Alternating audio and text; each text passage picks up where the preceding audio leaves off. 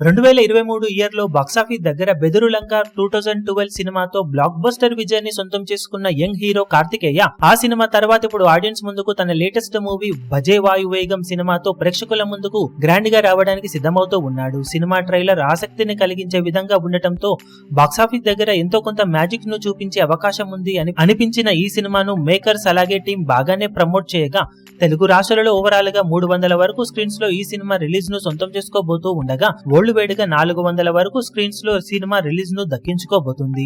కాగా తెలుగు రాష్ట్రాల్లో మేకర్స్ కొన్ని చోట్ల ఓన్ గానే సినిమాను రిలీజ్ చేస్తూ ఉండగా ఓవరాల్ గా వాల్యూ బిజినెస్ రేంజ్ 3.5 కోట్ల లోపు ఉంటుందని అంచనా. వరల్డ్ వైడ్ గా 4 కోట్ల రేంజ్ లో సినిమా వాల్యూ బిజినెస్ రేంజ్ ఉంటుందని అంచనా వేస్తూ ఉండగా బాక్సాఫీస్ దగ్గర రీజనబుల్ బిజినెస్ ని సొంతం చేసుకున్న ఈ సినిమా పోటీలో చూసుకుంటే ఓవరాల్ గా ఓకే అనిపించే బిజినెస్ నే సాధించింది. ఇక బాక్సాఫీస్ దగ్గర సినిమా క్లీన్ హిట్ గా అనిపించుకోవాలి అంటే మినిమం 4.5 కోట్ల రేంజ్ కు అటు ఇటుగా షేర్ అందుకుంటే సరిపోతుంది. పోటీ తీవ్రంగానే ఉన్న నేపథ్యంలో మౌత్ టాక్ ఈ సినిమాకు చాలా ముఖ్యమని చెప్పవచ్చు.